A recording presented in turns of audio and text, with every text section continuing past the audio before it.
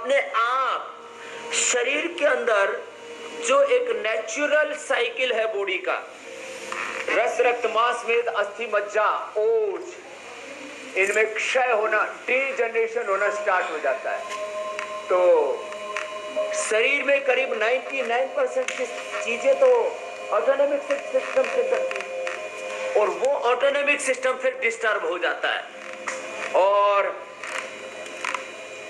जो एक एक बॉडी के साइकिल का एक साइकिल बना हुआ है, एक एक सेल्स के, उसके निर्माण होने का, उसके विध्वंस होने का, पुरानी कोशिकाओं के खत्म होने का, नई कोशिकाएं के बनने का, इसको बॉडी में एनाबॉलिज्म, कैटाबॉलिज्म, मेटाबॉलिज्म कहते हैं।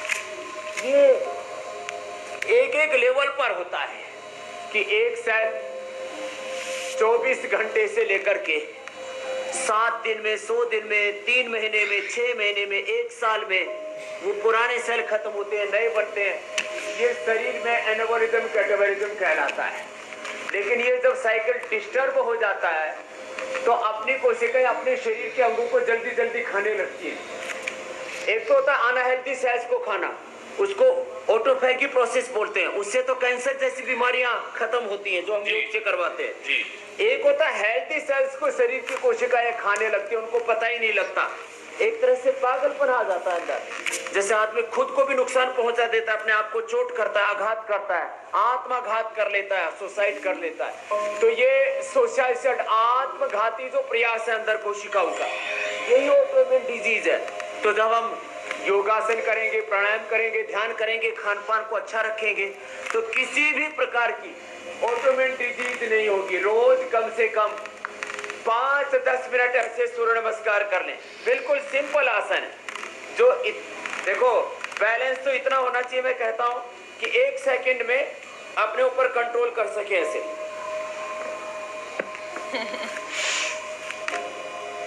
स्वामी जी अभी यही बैलेंस नहीं आया है। मीनाक्षी आप तो इतना कंट्रोल होना चाहिए। ये सवाल बस आप मुझसे मत पूछिए क्योंकि मैं कोशिश भी नहीं कर रही हूँ।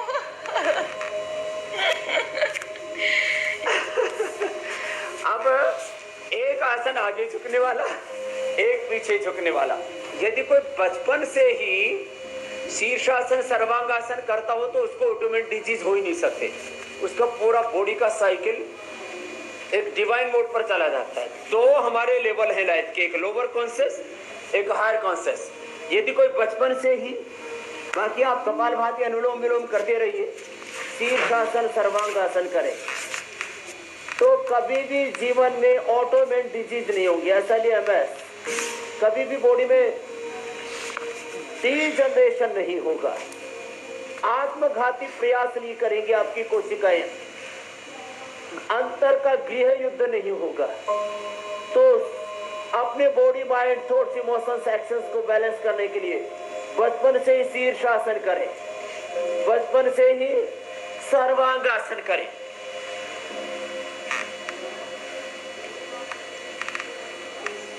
एक एक मिनट ऐसे करना शुरू कर दें। अब ये मेरे साथ बच्चे बैठे हुए हैं यहाँ, मैं बता रहा हूं आपको। देखो जो है, जो ये ना कर सके तो मंडू का आसन कर ले। इधर आओ बेटा, यहाँ करो मंडू का आसन मेरे साथ। अब इस बच्चे को आप देख रहे हो, खड़े हो, खड़े, ये देखो, ये सब इसके क्या हाल हो रखा है, इसके शरीर का ही तंत्र इसके खिलाफ काम कर रहा है। अब इसको नाम दे दिया सोराइसिस। देखो इसका हाथ पूरा सड़ा हुआ है, पूरा शरीर।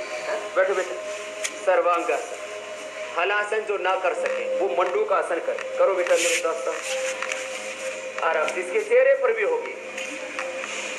क्या परेशानी है स्वामी जी इनको? इसका नाम है हेमंत।